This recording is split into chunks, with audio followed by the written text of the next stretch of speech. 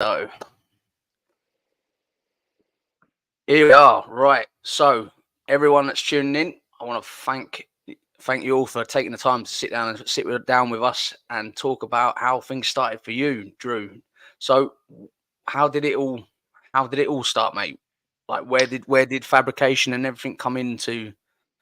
Let's Man, go right back. so I guess we'll go back a couple years, man.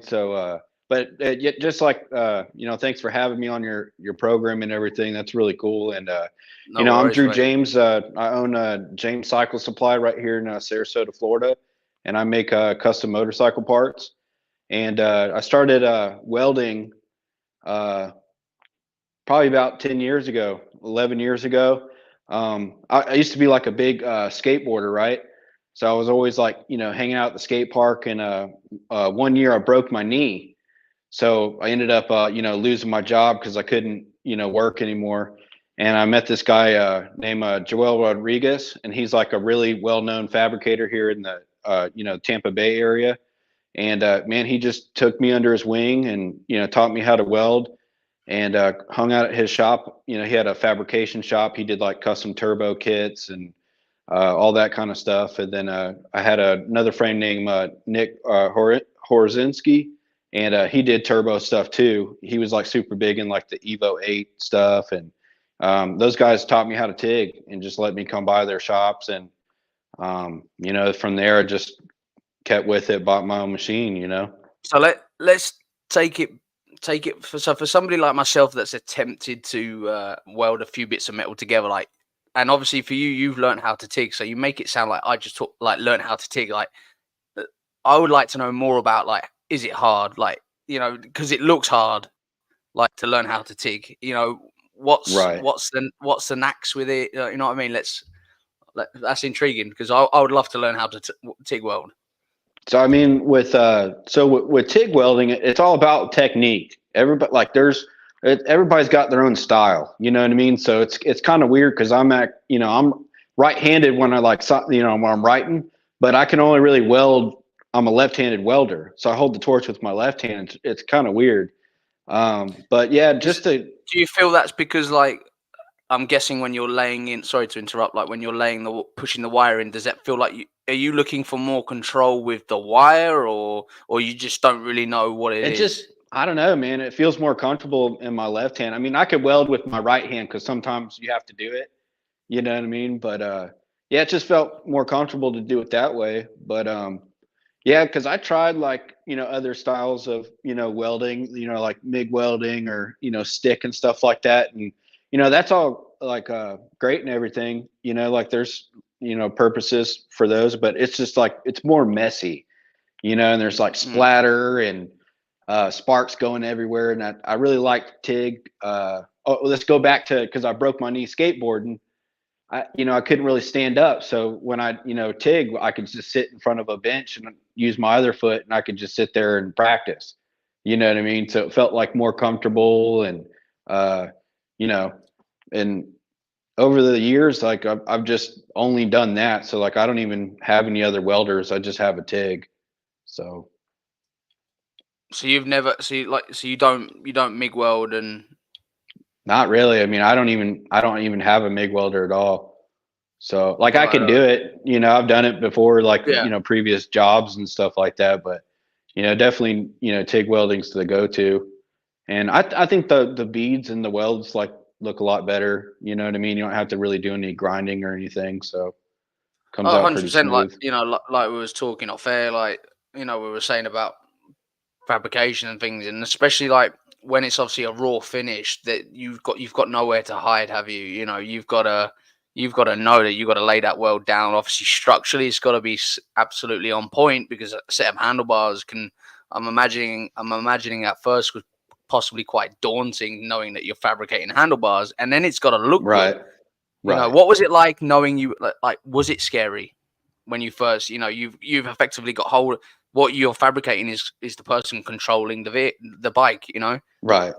What was that Not like? not really, man. I mean, No? at this point, dude, I'm just, I'm really I take a lot of pride in like the parts that I make, and I'm pretty confident in my product that I'm putting out, and I've heard nothing but good feedback. There's people that've been buying bars or a sissy bar from me, and I've heard really good feedback on all the parts. So um, yeah, it hasn't really like freaked me out or anything. I'm pretty confident that it's a quality product, and plus people get to ride something that's kind of like a one-off set of handlebars, but I'm trying to do like production runs on stuff like that, so you Yeah. get like more options, more of a custom look to your bike that I feel like not a lot of other companies are doing that. It's kind of like been the same type of Z bar or you know ape hangers or whatever, you know what I mean? So I'm trying to make things that are a little bit different.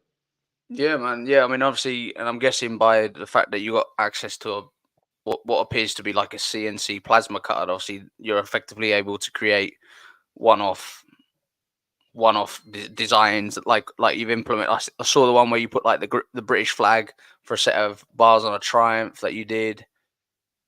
Yeah, those turned out pretty cool. Yeah, they look My cool, buddy man. my buddy Jack, he wanted like a custom set of bars, so I was like, he just wanted like normal. I was like, all right, well, what can I do to make it kind of a little different? And I was like, dude, what if I like cut out the CNC the British flag for it because he's got a '66 Bonneville. So I was like, okay. He's like, yeah, that'll be sick. So I drew it up. When I design bars, like I'm not like a engineering major or anything like that, but I know like the basics of like CAD work and stuff now. So I'll draw up like a set of handlebars and then like add the parts in there, and I gave him like a 3D model of what it would kind of be like, Yeah, and then cut out the flag out of stainless and then just welded it up. Um, but yeah, that was like the first time I've done anything like including the my CNC stuff into a set of handlebars.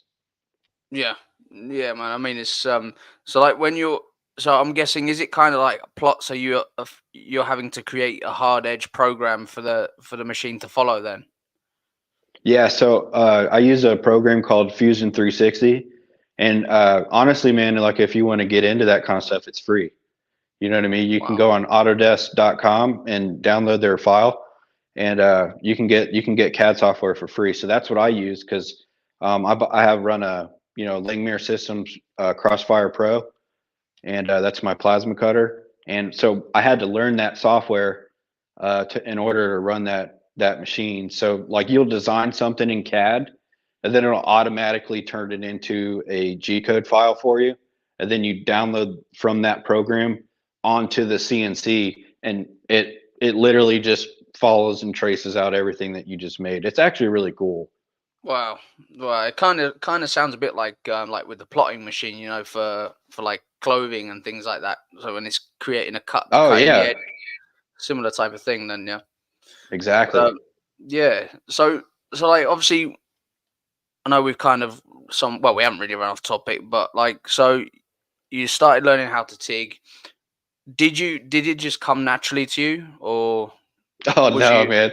I no? sucked, dude. Yeah, I sucked at first, dude. It was a battle, man. It took a while, and it was funny because I was, like I said, I was working at Joel's shop, Rod's Welding back in the day, and he's like top notch TIG welder. You know what I mean? Like people are bringing like their Supras and these big money race cars for stuff, to get stuff done, and Wow. I was like, trying to do like my buddy's exhaust, so like I would, do like a couple good passes and then it would get all boogered up. So then I'd grind it down and try to go over it again. And, he's like, hey man, just let me do it for now on. Cause like if he wasn't there, I'd like I did a exhaust on a 240 and it can't like it'll hold together, but it wasn't like up to his standards or whatever. He's like, yeah, you can't be doing that. You got to practice more, dude. So yeah, it just took time in, and then like I've worked at a lot of cool places. I used to work at a place called Hefner Performance here in Sarasota, and they do like turbo kits for Lamborghinis and stuff like that. So I learned a Wow. lot of cool stuff from those guys, and yeah, just like all the welding places, I've done like production stuff for wheel people that make wheelchair lifts and all that kind of stuff. So it just took time, and I've always been like in the car industry and stuff, but I started getting into bikes, And like years ago, I had my own little shop called the Barn Choppers, and mainly did like service stuff, and I did custom work, but it wasn't like the level I am now because I just didn't have the experience yet. And I was young, man, so I was like, always out partying and stuff, so I just couldn't keep the shop open, you know what I mean? So it Yeah. was open for like 3 years, 4 years, or something like that. And then what is it? Yeah, so now I'm just doing this full time, making custom parts. So how did you get into the? Because obviously you said like you were massively into the car scene. So what got you into the bike scene? Was it family, friends? Was it It was yeah, mainly friends because I grew up in Colorado, like in Colorado Springs, and out there, my dad had a bike and stuff like that. As a kid, I used to ride on the back of his bike, so I was always like interested in it. But living out there, you get 3, 4 months of nice weather, and then it's just cold and snowy pretty much the rest of the year. So then when I moved to Florida a little bit, a couple years after high school, everybody down here had a bike, because it's summertime every day down here, so everybody had a bike, and yeah? I was like, dude, I need one. So, And uh, what was your first bike, like first adventure into you jumping on a bike and riding yourself? Did you go like super bike, sports, like uh, Harley, cruiser, chopper? yeah, I mean, I've always kind of liked the chopper stuff, but I've Yeah, had man. everything. I've had go fast, crotch rocket bikes but it was funny because my first, well, I had a dirt bike as a kid, so my dad taught me how to ride and all that, so I knew how to ride. But when I got to Florida, everybody had a bike, and so I scored an '85 Honda Rebel 250, dude. Yeah, For like man. $500, and I thought I was like, Billy Badass, dude, because I was like, yeah, man, I'm gonna be mobbing around because all my other friends had like Harleys with ape hangers, so we put some like big bars on it, and I kicked it forward like that, and I was trying to be all cool. And then, bro, Yeah, I, man. I I'm getting on I can't even pass nobody on the freeway, dude. I'm wringing that bike's neck, dude, and it's going like it's topping out at like 50 miles an hour, dude, and people are and like I'm getting passed by people in Priuses. You know what I'm saying? That's So don't admit to that. We'll X I'm that. just saying, dude. But I was like, I got to get rid of this thing. So I sold the Honda Rebel 250. I was like, it's not enough power. And I had it for like 2 weeks. And then I upgraded to a Suzuki 650 Savage. It was a single Yep. piston. I had one of those, and Nice. They're nice. that was actually a cool little bike, dude. Worth some money, mate. Worth some money now.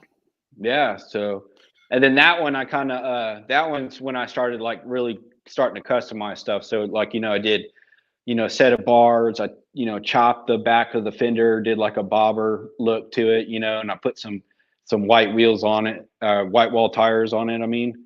And Mm. it was a cool little bike, and I was riding that around, but then I was like, okay, that's not good enough either. You know what I mean?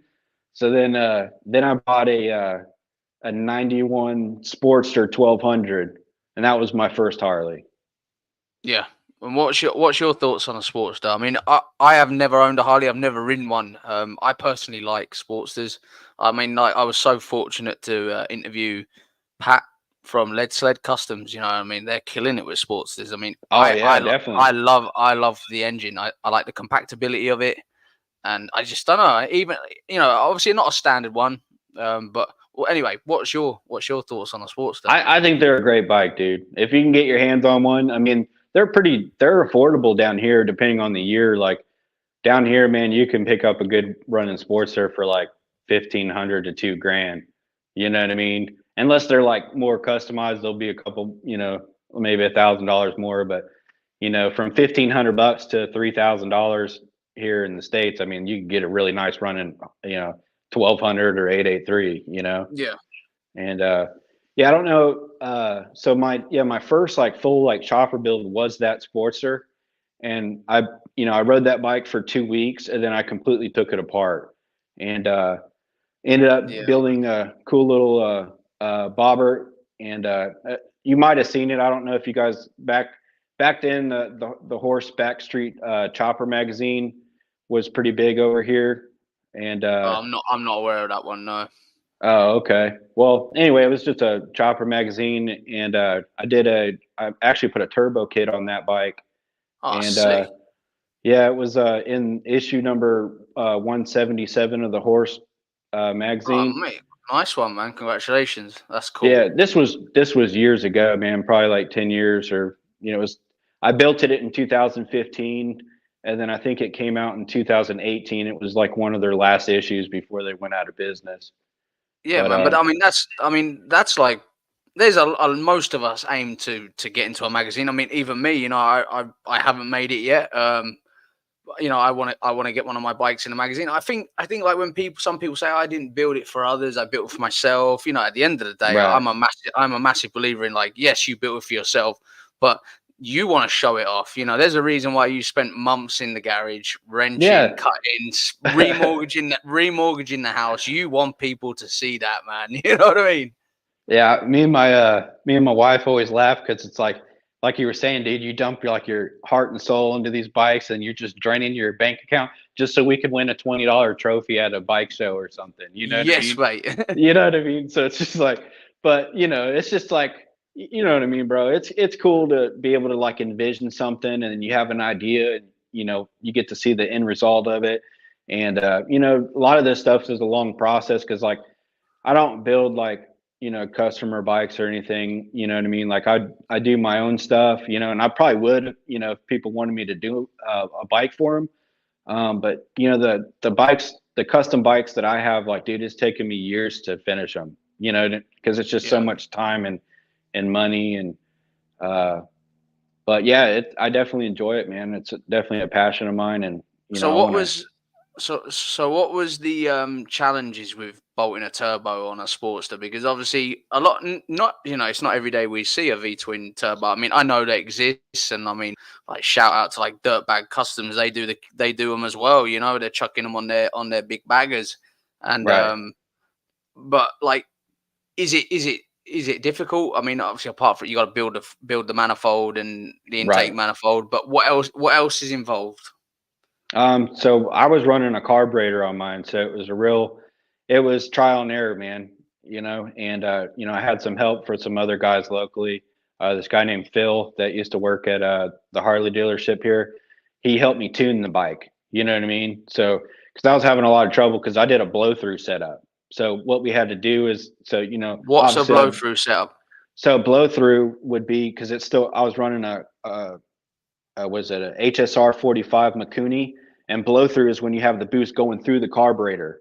A lot of guys Okay. will do draw through where you put the carburetor Oh, yeah, so it on pulls the in turbo, fuel. so it pulls in the fuel through the turbo. But I Right. was doing blow through because I thought it looked cooler. You know what I mean? So is there actually a performance? Sorry to interrupt you again, mate. I'm No, you're massively good. intrigued by this. Like, is there a reason why you would do one or the other, apart from looks? I don't think there's any performance differences there. You know what I mean? I just set it up that way because it was easier for me to make parts for it that way, and I didn't want to have like an additional carburetor sticking off the turbo that was already like hanging off the side of the bike kind of already. You know what I mean? Cool. Yeah. So it's just like just for leg room and stuff like that. But Okay. That's cool, man. So did you do all the fab work for the flange on the turbo and did you? I'm guessing you would have done all oh all the fab yeah, work. Yeah, yeah. man. This was like back in the day when I was working at Rod's Welding, and so it took me 8 hours to make the manifold because that was all Wow. TIG welded. You know what I mean? And then my boss made the intake manifold out of aluminum. Because he was a way better aluminum welder than I was, so did a really good job. And we put a HKS blow off valve on the top of it. And then to run all that stuff, like you have to pressurize your carburetor. So we had to That run was like my a next question. Yeah, how do you get around the fact that it's not going to blow air out of every fucking available space? right.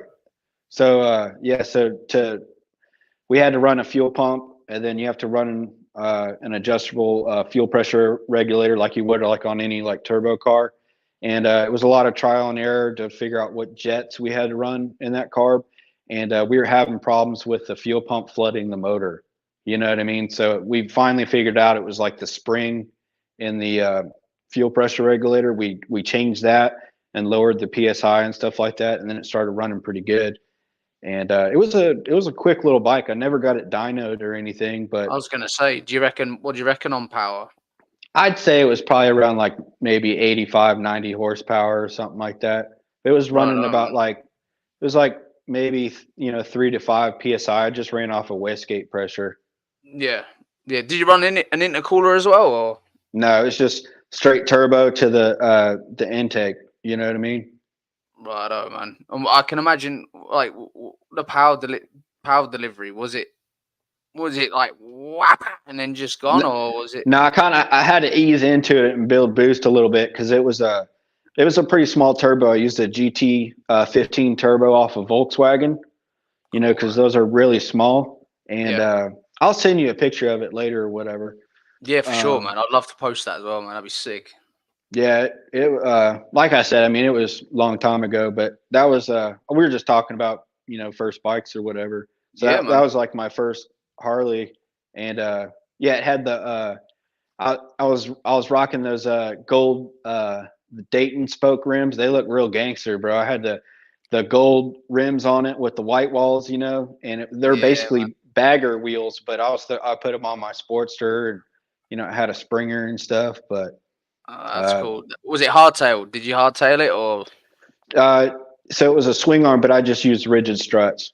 Yeah, man. To be fair, Yeah, that's what I'm looking to do on my 125. I'm just gonna get some struts machined, and because I've got a 125, it's gonna be my first project on YouTube that I'm gonna, like I said, trying to ease my way into creating content. right. So I'm gonna do the same. I'm just gonna get some bars machined, chuck the springs out, and then it's converted to hardtail. It's Yeah, it's the easiest way to do it, and that's actually a product that I make. I make them in a twisted strut, oh and then I just nice, make them in a round strut too. So nice man, that's sick.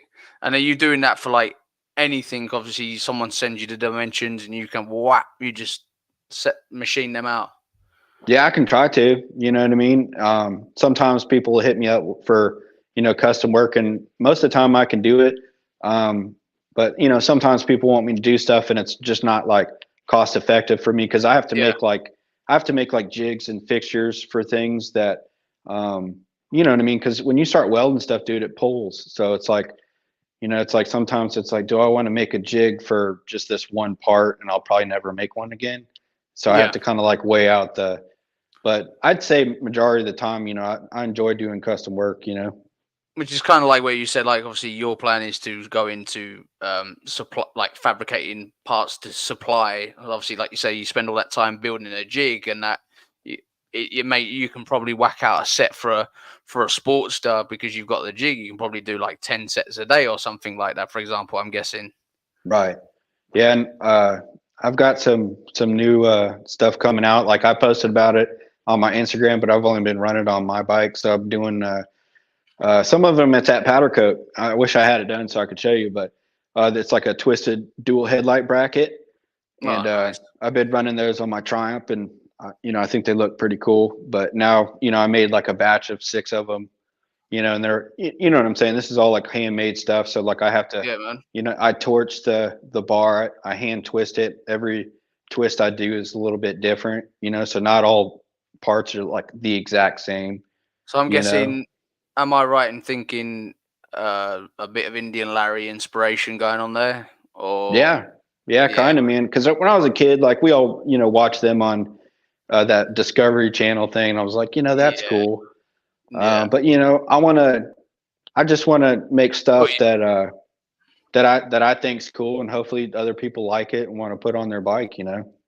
yeah, I think, like, for example, I think personally, I think one of the things that people love so much about twisted metal is there's that element of like organic, natural curve. Like curves are organic, they're natural, aren't they? And I think that you take something so raw and man-made, like a solid lump of iron, steel, and you're twisting it. I think that's something that people just find like really artistic. Really, Right. I think it looks fucking sick. I mean, I you do know, too, man. I think it's cool. And like you were saying, dude, it has to be handmade. You know what I mean? So like yeah, there's some twists that you can do in like a machine but it's like a generic, it's just a single yeah, twist. But when you start getting into the creative stuff, I mean, the sky's the limit, dude. Like there's tons of different twists you can do, and it's cool to, you know, come up with different stuff, you know. Yeah, man. No, that's for sure. So, like, yeah. So I went going back to like where the shop, the new, like your shop started. Like, what was kind of going on for you to think, "Do you know what, fuck it, I'm gonna do this again on my own." Like, you had the shop years ago, but now you're fabricating parts. What kind of happened there for you to like decide, let's fucking do this again? Yeah, so I mean, yeah, you know, I had a really, you know, good job here locally, and I was running CNC machine, like a tube bending machine and stuff like that. And it was a good job. And then I just got tired of, you know, doing stuff that I didn't want to do with my life, you know, and I want to, you know, pursue something that I'm passionate about. And you know, if you don't do it, it's just not going to happen. So, you know, I tried to save up as much money as I can so I could get this business going. And you know, I'm not looking back, man. I'm just going to keep on keeping on. You know what I mean? Yeah, man. No, for sure. It's fucking, and that's it, innit? You know, like what? And I suppose if you kind of put that element in, like, I can't fail. It's not that you can't fail, that you're arrogant, believing that you're like. It's like almost like that. I cannot afford to fail, and it kind of like kicks you in a bit more. You know what I mean? Yeah.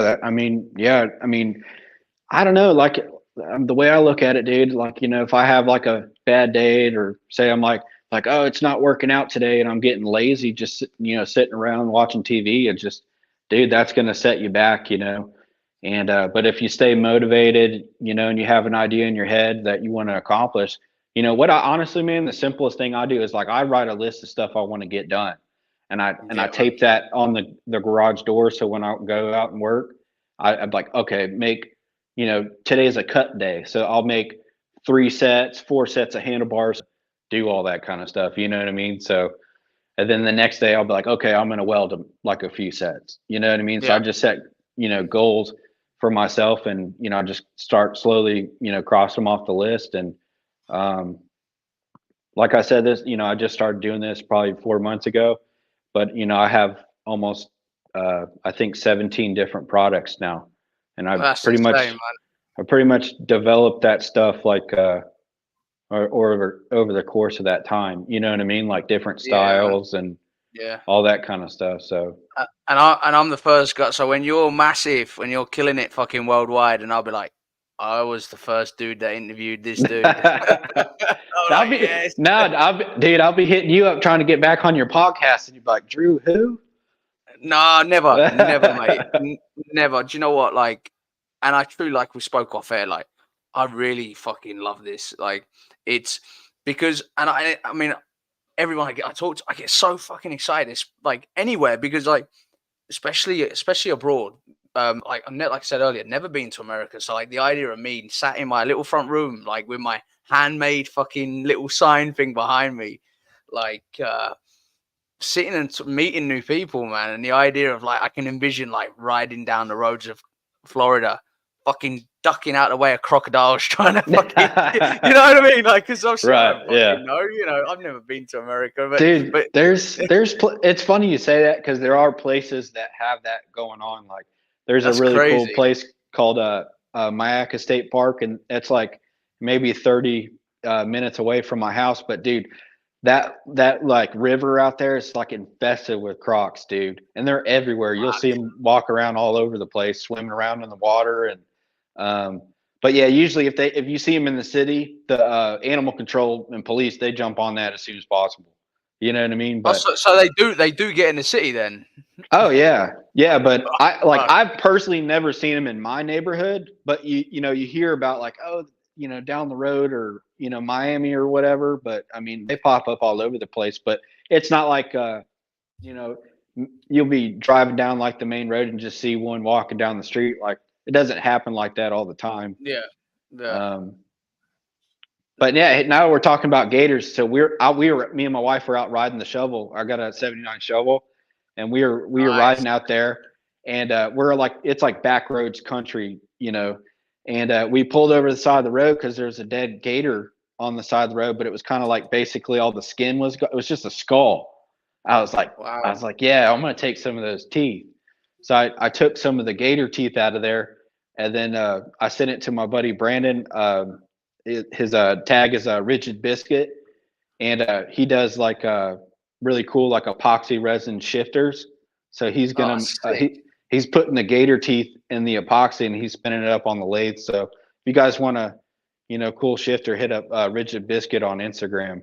Yeah, well, what we can do after is if you tag it in somewhere, because so people can actually find, like, click on it. Do you know what I mean? We can Right. tag it in on the bottom, on the live, after the live's finished. You just go on there and so we'll put all that information in, because obviously that's all sick. Like, it'd also be fucking cool to even get him on the podcast as well. Like, if I said, anyone that wants to create stuff by hand that's around the custom culture, whether it be leather seat, bike stuff, man, I just want to talk to everybody. I think it's fucking cool.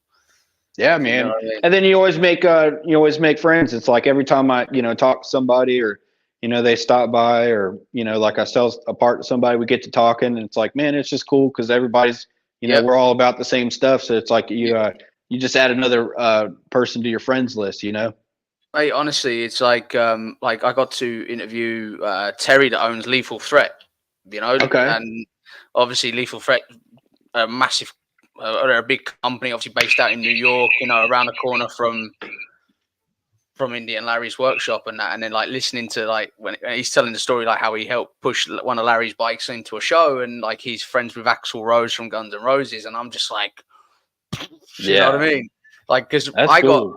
on my question, but I got in my pocket watch. You can't really see it, but I got Indian Larry's logo. Like, Larry for me is like fucking. Oh yeah.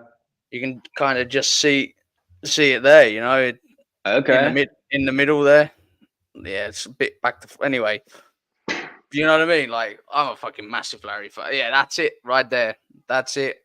Yep. Yeah. I cut one out Guys. on the table so I can hang it up in Yeah, my man. Because I shop. think with the likes of, I think for people like us that appreciate that, I think there has to be an element of respect to the guys who kind of shaped, and obviously, like, Larry respected the guys that shaped it before him. Obviously, yeah, you don't stick, oh, it has to only be this style because that's how these boys did it. You got to create your own style. Obviously, like, you creating, like, when I look at your handlebars, like, to me, one of your signature things already is really sharp angles, Right. a raw finish. I mean, I'm guessing that's kind of how people want. I mean, personally, that's how I would have the set of bars. I would just have them powder coated clear with the different colors in the metal, and that's how your bars are on your Instagram is how I would ride with them. Do you know what I mean? Yeah. Yeah. So Like, some of them, I do. Most of them are just raw stainless steel. You know what I yeah, mean? And then some of them I polish. And then, I just met a cool powder coat dude. So like he's got some of my stuff. So I'm gonna have some new samples of my bars and other parts in either black powder coat or super chrome. So I think they're gonna turn out pretty good. So I'm gonna add those as like an available option. yeah, because like you said, obviously not everybody likes, like, because to me, like, the raw finish has got like a bit of a patina, like, rat rod style vibe going on, and that's sick for me, really. Right. Yeah, I But think it's cool. Man, if I could find a chrome plating guy, that'd be cool. But like everybody that I've talked to, like it's just, hundreds and hundreds of dollars for one single part. And I just, it's it's like crazy. yeah, they want like $400 for, you know, one set of handlebars. I'm like, dude, I don't even sell them for that much. You know what I mean? So, raw stainless it is, man.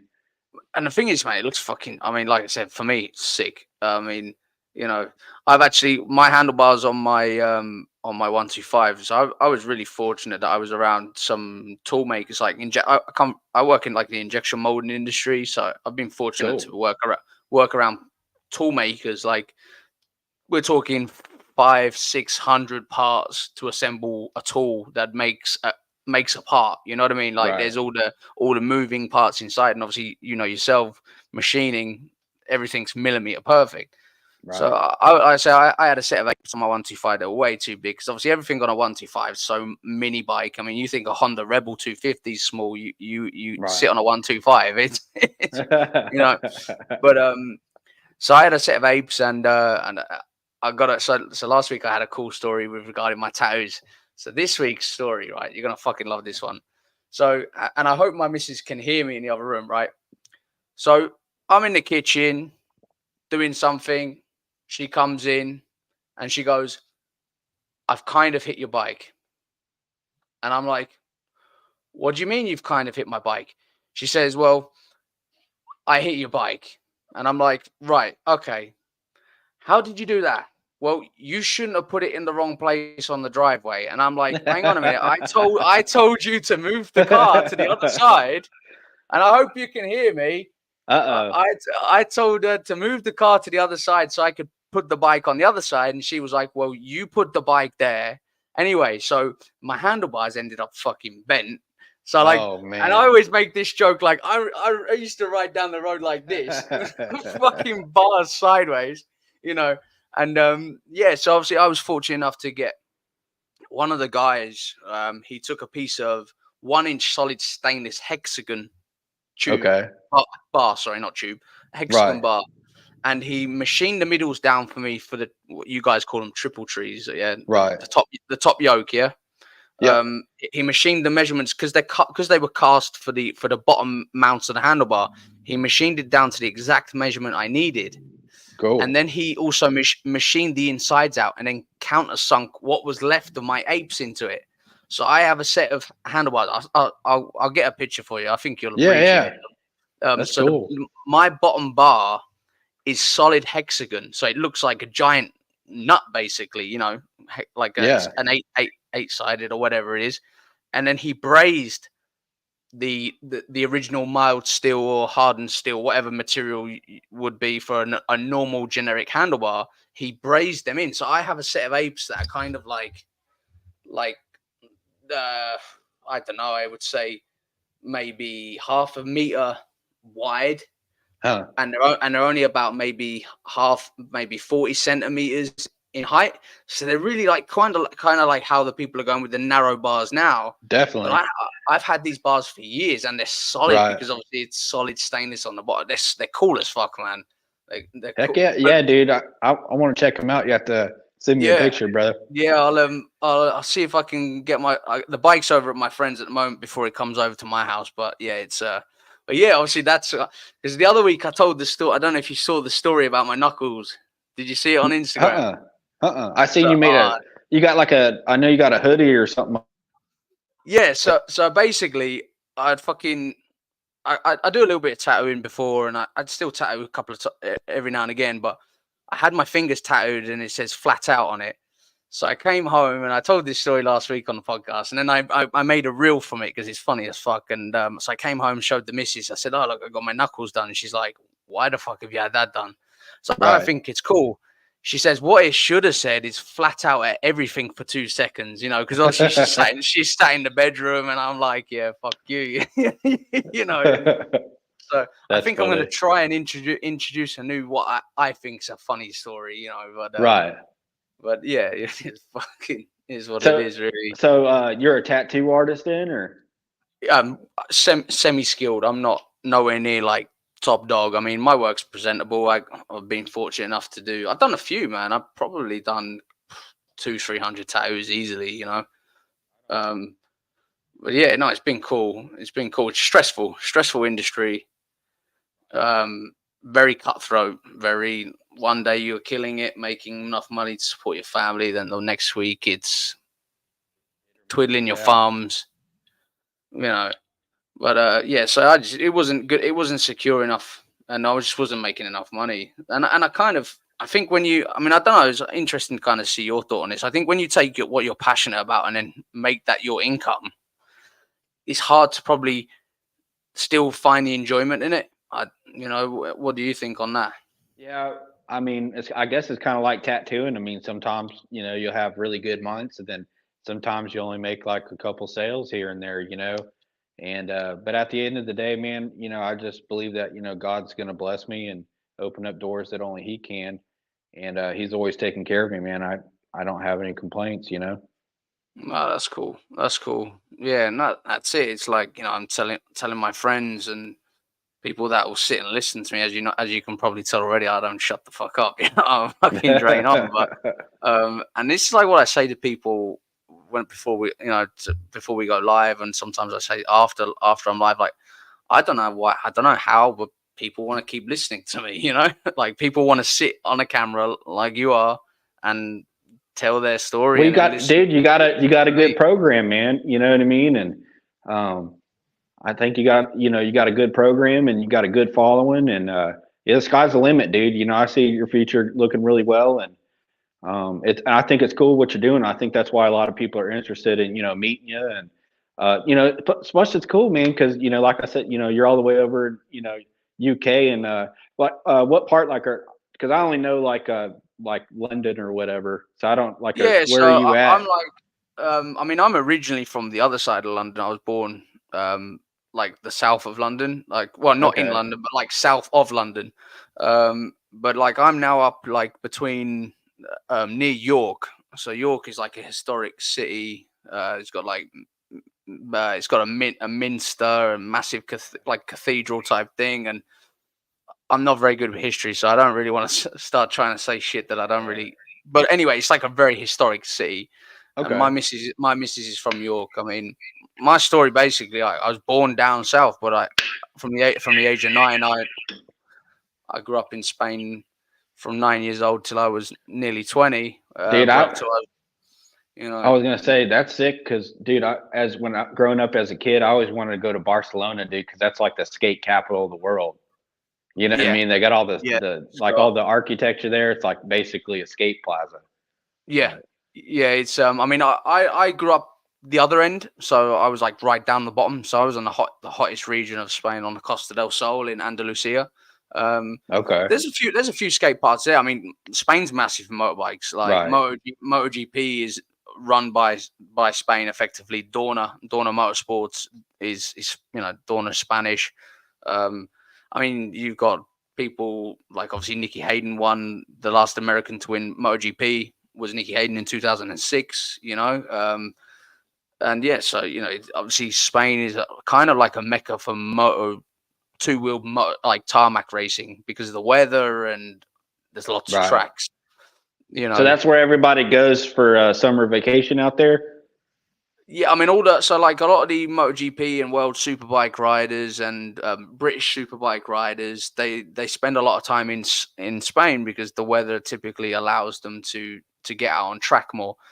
Um, you know, it's, I mean, like over in America, man, you guys have started getting a lot more, pushing a lot more. The American Superbikes, the talent is heating up, man. You guys have got some fast riders now. World class riders that have come over to race in the American Superbike class.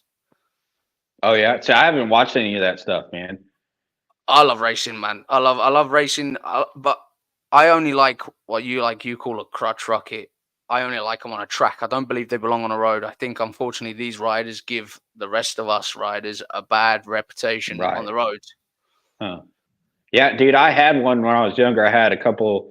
Uh, I had a Yamaha R6 and a Yamaha R1. But when I Yeah, had that R1, dude, the fastest I went 140 miles an hour, and it was like it still had like tons of RPMs left, it's dude. And I was crazy. scared, man. I said, you know what? I said, I'm done, dude. I need to like get rid of this thing because it was just too much for me. You know what I And mean? that, So yeah, yeah, man. And that's the thing, like, and so obviously, yourself, like, like you're doing, like, let's say 80 mile an hour, sixth gear. You're doing, like, I'm guessing, in the region of like 6,000 RPM, and you think, oh, this is all right, because obviously completely different to a V twin. And then all of a right, sudden, you drop it a gear, and it bangs up to about 8,000, and you're like, hang on a minute, this don't even feel like the same thing. And it hits the power band, or like on the right. like the Yamaha, I believe. I think they're still using the X up valve in the exhaust, so the X up comes into play and opens up and breathes even more, and then next thing is bah, wah, and it's just gone. And it's Oh like, yeah, fuck. they get your blood pumping, dude. You know what I mean? Yeah, yeah, yeah, But man. It's like my ZX10's like, you know, in today's standard, it's not fast, but it's a 1987, 80s Japanese power. It's Right. vicious. You know, it's a vicious power delivery. It's not that it's like struggling to hold on. It's like unpredictable. Right. It's kind of got that two-stroke feeling, but with shitloads of torque. I mean, like I think I said to you off air, but I don't know if I did, but like 3 days ago, I blew the water pipe. Right. Um, Yeah. Yeah. and You were telling me that. what's fucking crazy is like 10 minutes before I'm doing about a buck to 120 mile an hour. You know, I'm thinking, fucking how lucky. uh, Yeah. you know, but that's it, mate. But it's crazy. It's crazy. We've gone off topic a bit here. So, like, what do you see? Where's the plan? Where's the future? What's your plan for the future? With I know you've only just started, but where do you see it all going? Like, what is the plan? I mean, I guess my goal is just to have like, get a bigger warehouse. Right now I just do everything out of my home garage, and I'm just like an online store only. My website's under construction. I'm switching it over to an e-commerce website. So, trying to get that all figured out and done. I've been taking pictures of everything, and I'm just trying to get into more shows. A couple of weeks ago, I did Combat Hero Bike Fest in Webster, and that was really Oh yeah, cool. I got to meet a bunch of cool people like Dave Perowitz and Corey Souza was there, Jared Weems and Fish from Alloway Customs, and Jason Hallman uh, from Cycle Stop. So it was like a bunch of cool people in the industry I got to meet. And later, 2 weeks from now, I'll be at Space Coast Chopper Show in Melbourne, Florida, or it's a little south of Melbourne, and that's a chopper only show. And we'll have a booth set up there. So if anybody's watching that's in Florida, want to stop by, you can meet me in person, check out some of my stuff. no, that's Um, cool, man. That's cool. I mean, I hope there's some people watching, man. I'd love to say I like kind of how I said earlier, like the idea of like reaching out to everybody and anybody that's creating. For me, the selfish act is, or the feeling, the feel good factor for me is the idea that somebody, one customer at least, or somebody that wants to buy something from you through discovering you through my podcast. For me, it's just a great. It's kind of like what it's about, you know. well, tell you what, so if you're watching the podcast and you want a set of my bars and you want a discount, you have to like and subscribe to 666 Customs, and I'll hook you guys up with a 15% off coupon for your next That order. is sick. That is sick, and we'll make sure that that's highlighted as well for sure, man. It's because obviously for people that haven't clicked on your stuff yet, the worlds, man, the worlds is who doesn't like a fucking nice world? Yeah, you want to check out some of the bars, man? I got them Yeah, laying on man. the I table. was eyeing up that sissy bar that's leaning against your wall as well, man. I want to see Yeah, more of that so as well. yeah, I put it there on purpose. I figured people would want to I see bet, it, man. I bet. but I'm like, what's that? so it's it's a Jesus, man. Look at it's that actually twisted metal. the independent truck company logo on the top. Yeah. And this is a bolt-on sissy bar for a King and Queen Sportster. I make all the brackets and stuff like that on my CNC. So this is direct bolt-on, and I The do first thing, signs the and first thing stuff I like that noticed, too. the first thing I noticed on that, Drew, kind of heading back to that sissy bar, man, is how the first twists off the independent logo was symmetrical. I mean, because for anybody that knows about twisting metal, that ain't even easy to even get the twist the same, are they? Do you know what I mean? Yeah. Yeah, I mean, look at that. Like that's what I mean at the top, where Well, exactly like how it comes off the top of the independent, and then the first yeah. twist I run. try to That's sick, man. I try to keep it even as possible so it looks good. Yeah, But exactly, man. That's sick. That's sick, man. I hope. I mean, thanks, dude. like I say, I think you just keep going as you are, man. The work speaks for itself. You can't, and like I said a lot on the podcast, you can't fake this shit. You know, you can't fake Right. good craft. It's not doable. Do you know what I mean? Yeah. And that's why, like anybody that knows about welding, because I don't know about welding. Like I said earlier, I was able to fabricate a subframe that's safe enough to use. But I got that flapping disc out and I tidied them welds up, and then You know, Yeah. I got to primer it and base coat it and everything. Like you're leaving it all on the shelf, man. There's no hiding. Like there, boom. I made this. You can see everything raw. That's you know what I mean. That's like next level. Like, do you know what I Well, mean? I appreciate that, man.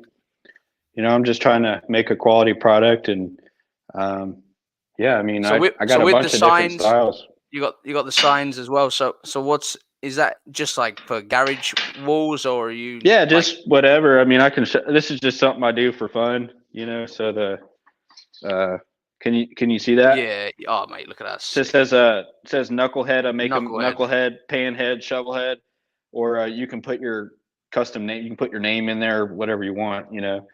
That's So, sick. That is but sick. yeah. So I got I'll show you a couple of the bars I make.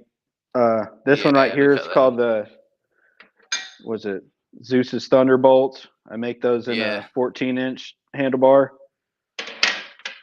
I'll give And you a can you do it? Can you close do up. them? You do what, half inch and 1 inch? Yes, You know, I do them in a 1-inch bar, stainless steel. do you do them half inch for like the for like the European and Jap sizes? I mean, I can. I think it's over here it'd be like a 7/8 pipe or Yes. whatever. Yeah. Sorry. So yeah, Yeah. I've got it. That's what I made those Triumph handlebars out of. Yeah, I was gonna say because English sizes are the same. I don't know why I think they're half inch, but sorry, yeah, I'm not very good with that. No, you're good. If like we were talking metric stuff, I wouldn't know. But honestly, sometimes I'll like if I measure something. I mean, metric's easier. You know what I mean? Yeah, Trying to remember all the yeah, the 22 sixteenths mil. and yeah, you Tw- just that's what it is. yeah, And if you need to know yeah, what half of that is, it's half of that. It's real yeah, easy to figure it out. So yeah, man. sometimes like Sorry, mate. I was gonna say, like, can you flip that camera around again so we can have a look at them welds a bit closer, man? It's yeah, fucking sure. insane. Yeah, I mean, look at them, man. Oh, hold on. Who wouldn't want that? Like it is like that, just on the bike, man. That's sick. Yeah, yeah, that's insane. So I got a bunch of different styles, dude. This is our that's my Titan handlebar. Then like this centerpiece right here. I mean, I Yeah, hand twist that. You know what I mean? So our Titans, that's just like a kind of like a normal Z bar. And then I got our Zeus Thunderbolts wides. and polished, obviously, Those as are well. There, yeah. yeah, these ones are polished. That's a 10-inch rise, so I make them in a 10-inch, and then those are the 14, which is the big set I just showed you. And yeah, I got some of my sissy bars and stuff like that. Nice. Just kind of sitting here. So I've been doing a lot of custom sissy bars for people. They'll just send me pictures of what they want, and then I send it to them. Like the Ace of Spades. So that's like, and I can cut whatever logo you want on the top of your sissy bar. So And it can be pretty I'm much guessing you could anything. also run it through the. I'm guessing you could obviously run a design through the CAD and the plasma cutter and weld that on there as well, probably. Exactly. I sure Sick, can. sick, man. Yeah, that's Yeah. sick. These ones are cool. I call these I make this in it's called the pearly gates. And Yeah, this I one's get you. that's the triple twist. And then this one's called the Pegasus. So a little bit different style, 12-inch rise, but I got a bunch of different stuff. Nice. Here's my CNC machine. That's where all the magic happens, So Yeah, we got somebody. We got Brill James. I apologize if I got the name wrong, man. He's like even he loves it. This fucking works sick, man. Of course, sick. yeah, Like that's my I want wife. one of each. One of each. Oh, is that your Oh wife? Is it? yeah, Oh, yeah. sorry. I'm not. Yeah, yeah. I apologize. I want one of Oh, you're each. cool. She's probably watching. She's probably on her lunch break watching it. That's awesome. She's wondering why you're not working. Yeah, right. Like what? Yeah, mate. Sick. Well, I mean, the work's insane for sure. For Well, I sure, man. You appreciate should. that. So you guys, so out there, you guys like real big on Triumph stuff, or? Yeah, I mean, obviously, well, obviously the Triumphs were made. I mean, Triumphs were originally English, aren't they? It's I would, I don't know. I mean, I don't want to upset anybody, but I would almost say that maybe there's a bigger following for Harley. I think Yeah. obviously Harley Davidson has its its origins and its culture and um but like for me recently I've grown more into the idea of a nice clean English motor in a skinny narrow frame, hardtail, kind of like I don't really, for me personally, if I'm going to build a chop, which hopefully I'll get to that stage of building a full ground up build once I get experience, I don't like the idea of a rake tail front end. I like because I like racing, but I love sport. I love chops and bobbers. I like the idea of having something that, which is another thing that really appealed. Like I was more attracted to with like Indian Larry's style is that Indian Larry was a very much performance inspired. He not only did he able to mix twisting metals and art form, but creating a bike that he could rip through the streets of New York and handled and stopped. I think that Right. that's kind of like something I would like. I would like the idea of being able to still do like 100 mile an hour, kind of chuck it into a corner and lean off it a little bit, but you got nice skinny narrow bars Oh like yeah. stuff that you're making, and kind of throw it in there and not have to feel the wallowing about, wondering whether it's going to actually get round the corner because you got 50 meters. And that's no disrespect to the guys, because I've seen videos of the guys with the massive raked out front end that are absolutely legends on them bikes. So I Right. apologize. I apologize if I come across disrespectful to anybody, but to I don't me, I think so, like the man. idea. Yeah, You know what I mean? it's what you like better. Like, I like I got a two under Springer. Here, I'll show it to you in my Triumph chopper. But the next bike I'm building, I got a Donnie Smith Smith Bros Springer, twisted Springer, and that's Oh, like nice. it's like 18 over. So I'm gonna have like a really long bike. But the Triumph, so that's the Triumph that I built, and Yeah, that's cool, man. So here's it's like right-handed shifter. Are you right-handed throttle yeah. as well, or have you gone on to the No, left? it's got a left-hand clutch on it. So like I shift there. I rebuilt the motor. Look at them The exhausts, mate. They're insane.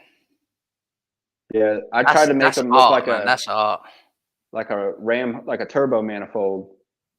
Got the cases polished and laser engraved and all that kind of stuff. And then here's that dual headlight bracket I was talking about earlier. Nice. Yeah, So man. I'll have those on my website here pretty soon, but that's another That's style of cool. handlebar I make. But um, yeah, it's that Yeah, one that is that it's sick. like you were saying, like it's low to the ground, it's tight, you know what I mean?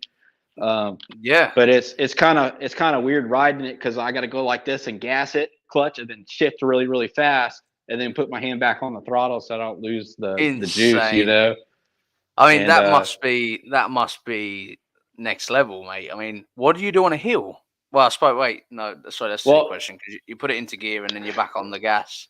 yeah, you just have to leave it in gear. And I don't have a front brake, so that's why I left it because I didn't want to be left foot clutch, right shift, rear brake. You know what I'm Yeah, saying? I'd yeah, be screwed. So I yeah, just kept it that way. yeah. But Because I have on my one, I have on my little 125, I have um left hand shift and left foot clutch.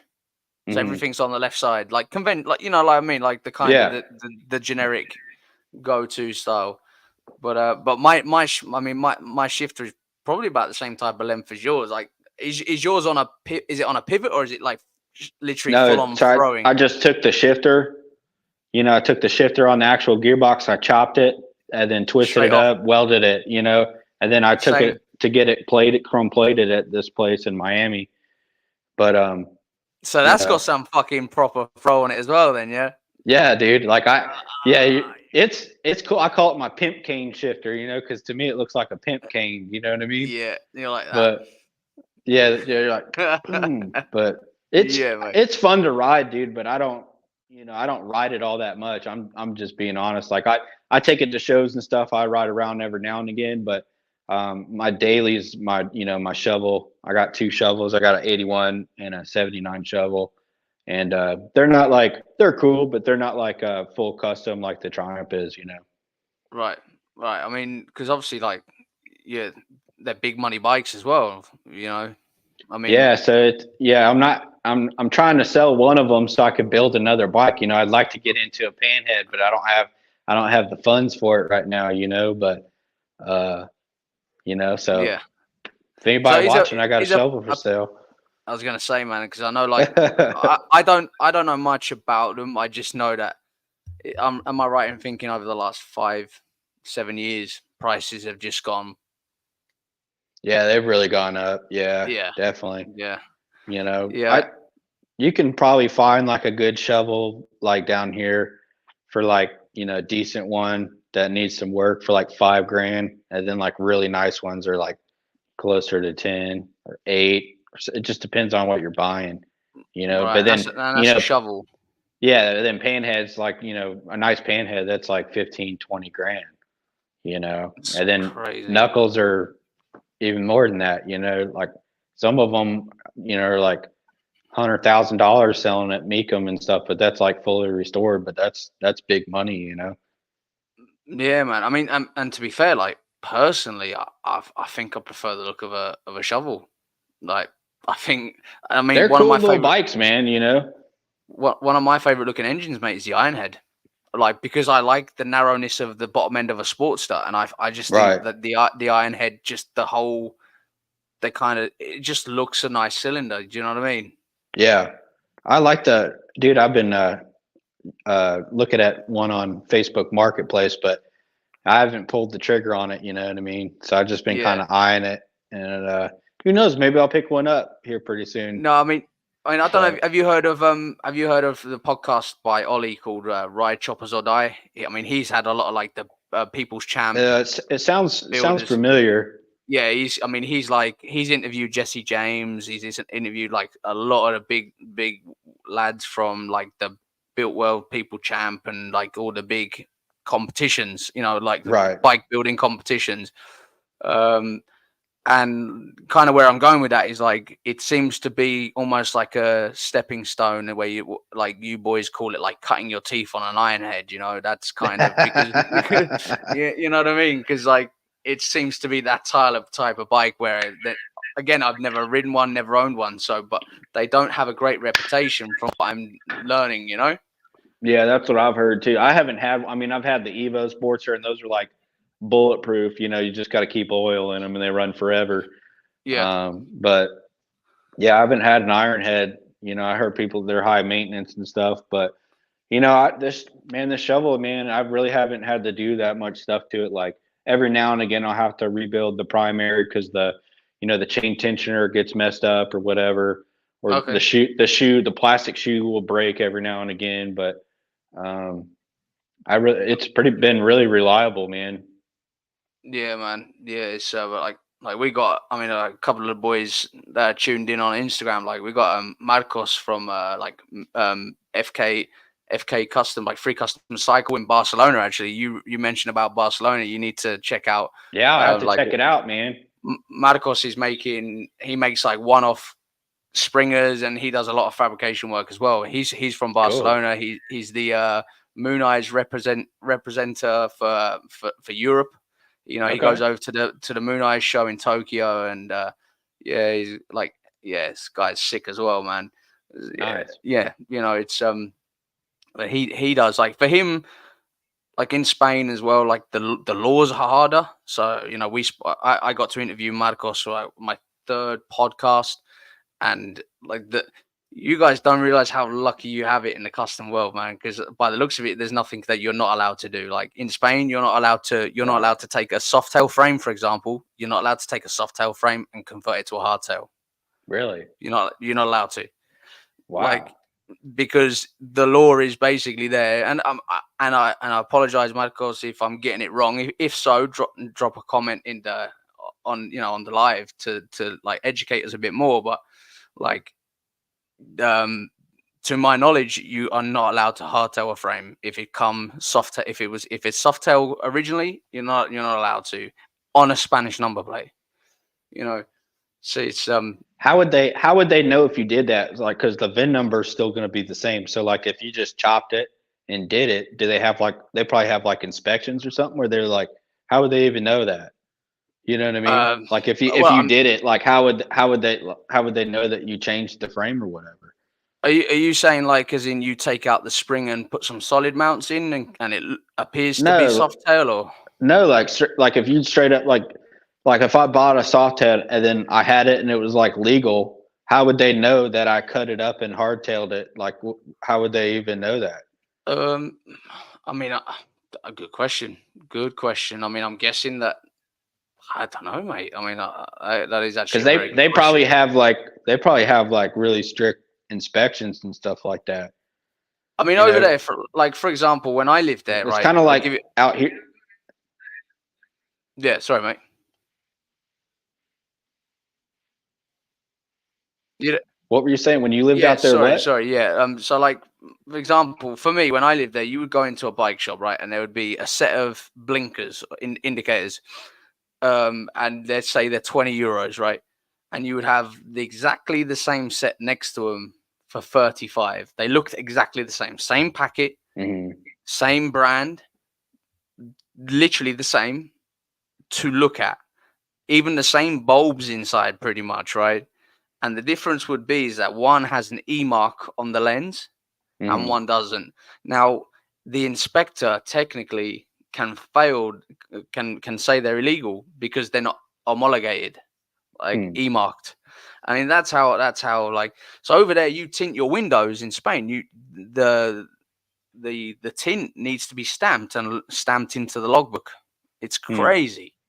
It's Yeah, it kind of sounds like how it is in California out here, dude. They got really strict laws and they're really, you know, getting kind of crazy with their laws out there. With you can't even change like your exhaust or whatever out there on anything, yeah, which is weird. But yeah. In Florida, man, it's kind of a really relaxed atmosphere, and it's like you can pretty much there's laws and stuff here, but I think we have really lenient laws towards like the type of lifestyle everybody likes living down here.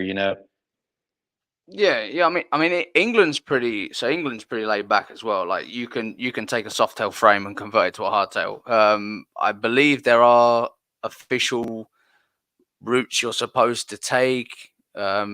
I believe there's a different type of inspection. I could be wrong because I've never gone that deep into a build yet. And to be honest, not that I even give a fuck anyway. I just fucking I got a guy. I got that guy, and he's like, yep, and I'm like, yep.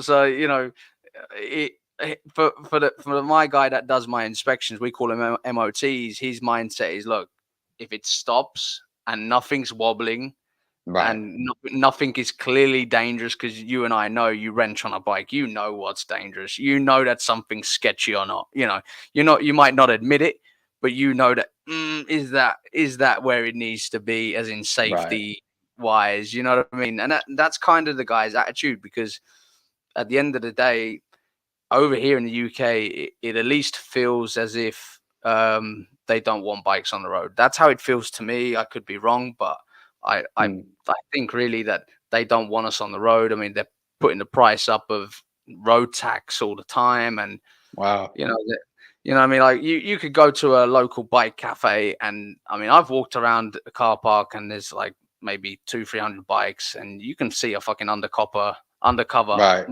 cop bike, like Huh. Hayabusa with Right. cameras hidden, in the fairing, and you're like, and then you see the guy walking around, you're like, yeah, Right. Yeah. you're clearly a fucking cop, man. It's like, He's what the yeah. fuck? He's like you could just smell he's a narc the whole time, Yeah, you're like, trying to you know race what I mean? people and stuff. Yeah, and then, oh yeah, there you are, you're done. Yeah, Right. it's So but yes, sorry, mate. you guys have a lot of bike nights, and how's the motorcycle scene out there? Do you guys got a lot of shows Yeah, and stuff, or yeah, man. I mean, obviously, like the cafe racer scene originates here. I mean, right? the bike culture is still big. It's like up north as well, actually. Like kind of within an hour and a half within an hour and a half radius of where I'm based. There's some amazing bike builders. I mean, you've got like I don't know if you ever heard of the last week of July on Instagram. They're massive on Instagram. They're building some.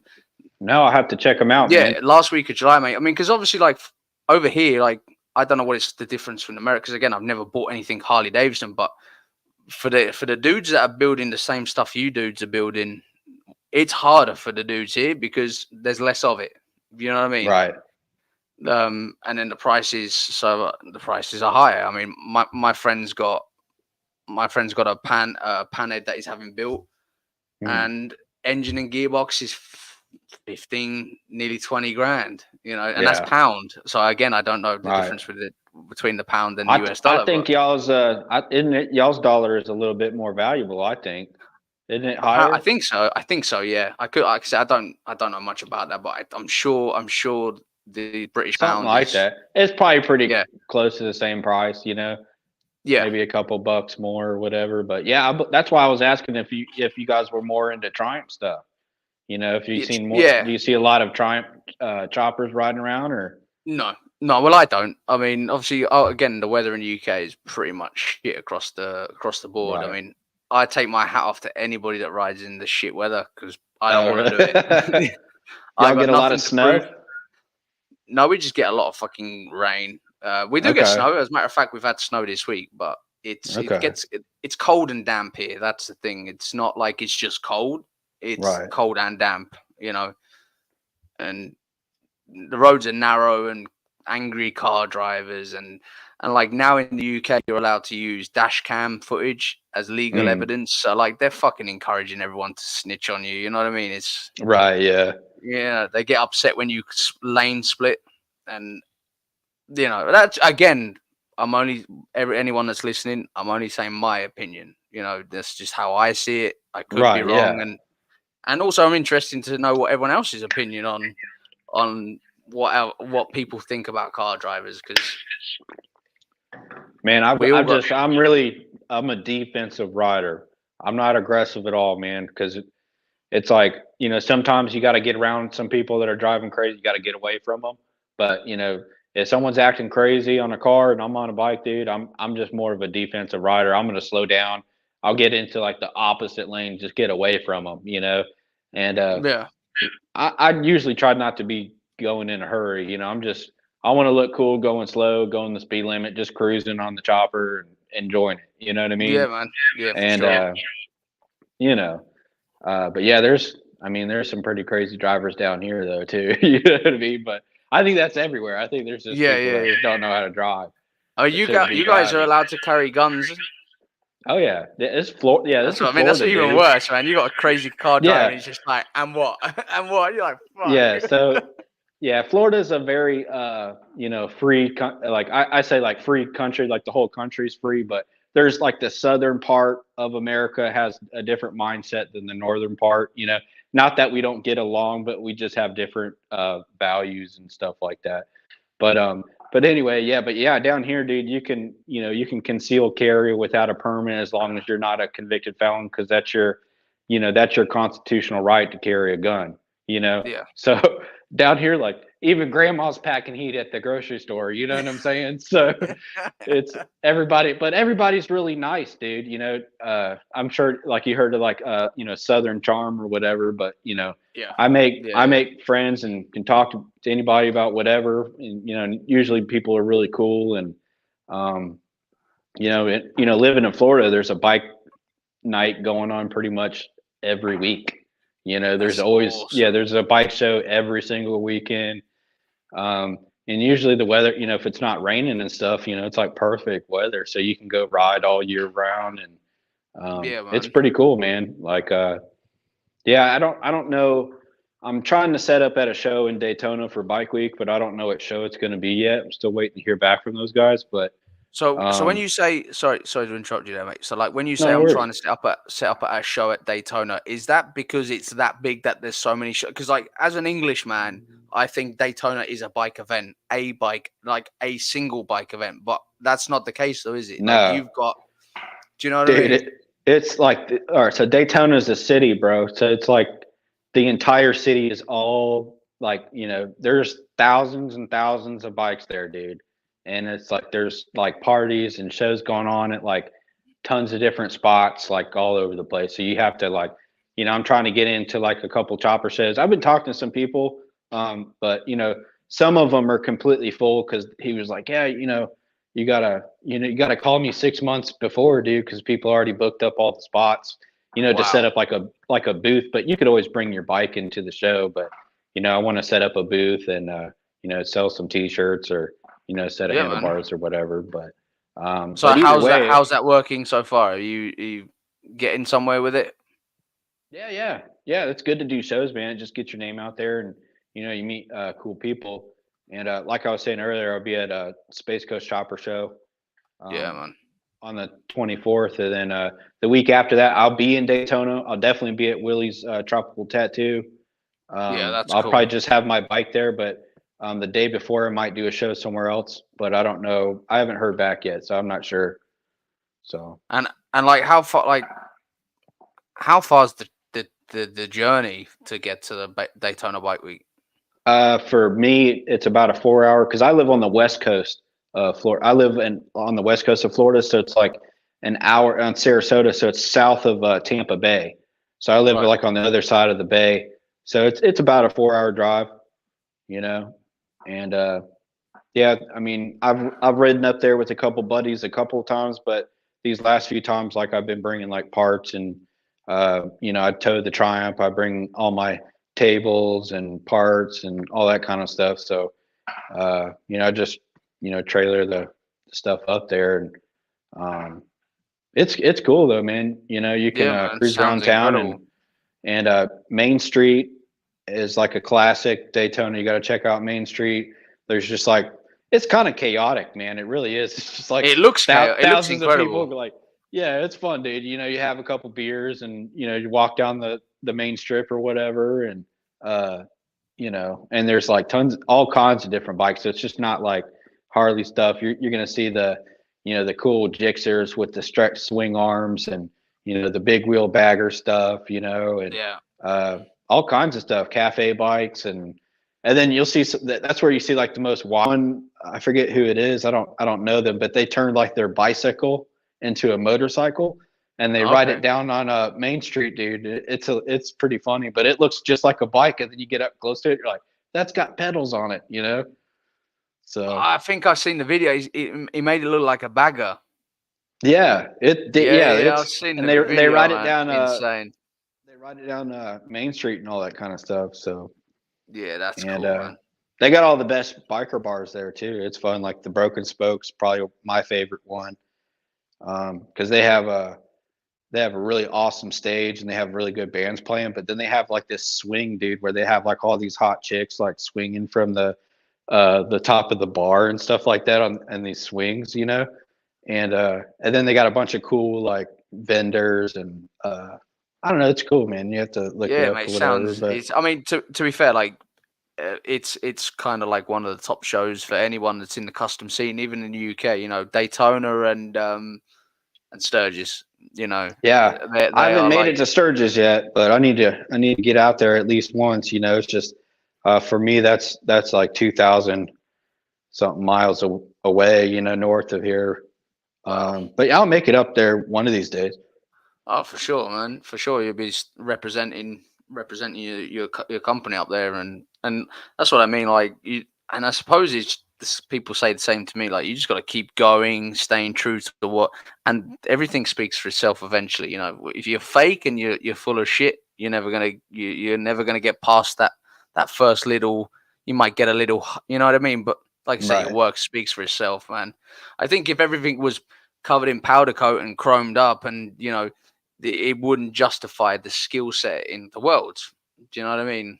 Like, No, I hear you, man. Well, I appreciate that, man. I really try to, take a lot of time on these bars. Like sometimes it'll take me like 4 to 5 hours to make a set. yeah, And because I want to make sure that the beads look good and the cuts are perfect. You know what I'm saying? Like I don't want to have like one side is like a little bit higher it, or something. back like my one, Yeah. like my 125 Yeah. again, man. Yeah. Fuck. So, Yeah. Have you sent any? Have you sent any out of America yet? do what? Have you sent any of your bars? Have like anyone bought some outside of the Yeah, USA? I have. So shipping is expensive. So some of these Yep. guys that are overseas, they've been using a forwarding company called My Ship or something, or U Ship or something like that. And Right. Okay. so like I'll send it to like a place here locally, and then they'll forward it to them. Like there's a couple guys out in Indonesia that have bought a set of handlebars and they're running them on their bikes and stuff like that, and a couple people in Canada or whatever. But um, yeah, mostly just U.S. stuff. But I mean, I'll ship whatever. I just I know the shipping cost gets pretty high.